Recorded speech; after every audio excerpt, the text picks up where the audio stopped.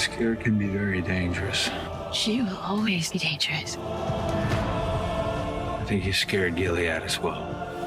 The Handmaid killing her commander. I don't think they'll be able to let that stand. Hi, Madeline. How you doing? Hi, I'm very well, Jamal. How are you? I wonder, has the eye patch become like a fashion statement? Do you ever just go to the Met Gala or something and put fancy eye patch over there just because you rock it as a character? Some of my favorite icons throughout history have done it, like Madonna and David Bowie have both worn an eye patch at various times. Yeah. So I think it's a cool trend.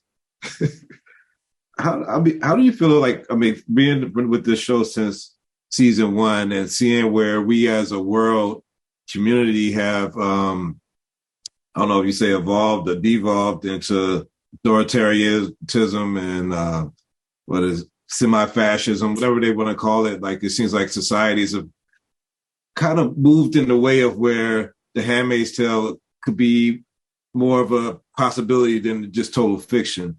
How does it feel to see that from the character's standpoint, and then from you, the former Bernie voter, standpoint? How does that feel for you?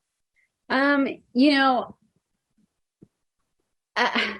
is I'm a fan of The Handmaid's Tale as a work of fiction. I'm a fan of the book. I'm a fan of the show. I see the ways in which there are parallels between the early days of Gilead and where we are now. I think recognizing that it is a work of fiction and reminding ourselves that this is a truly horrifying, unimaginable extreme that we're watching play out on television. It's also a fiction. And we have a duty to remind ourselves of that, and to remind ourselves that reality, just because we're not there does not mean we're not on our way. Yeah. And I feel like there's a responsibility. I feel like it's easy for people to make a quippy tweet that says The Handmaid's Tale isn't a guidebook, or whatever people say on tweets, which is funny and great, but it's also yes, that's funny, but let's pay attention. Let's pay attention to what's happening. Because I don't want to be looking back on the insurrection at the Capitol and think, oh my God, why didn't we do something then? Why didn't we wake up then? Yeah. Like she says in The Handmaid's Tale, when they overthrew Congress, we didn't wake up. Yeah. This story, it's always been twists and turns, but I feel like this season, you, Luke, and Aunt Lydia's characters make some definite directional changes that we haven't seen. Yeah, how does it feel to be a part of that and see your character arc in the way it's doing right now? Yeah, it's interesting because I've been with Janine for so long. I started playing her when I was 24, and I just turned 30 this year, and I'm just I've grown so much, but she's grown so much, and what she's been through, and to really feel earlier, I was talking to someone else who said, I don't want to say that she's hardened. And I was like, she hasn't hardened. She's grounded. She's become so much more grounded. And I think it's interesting. I've just thought of this now, really, that it's Janine used to be the one who was kind of floating away like a balloon, and June was the one who grounded her.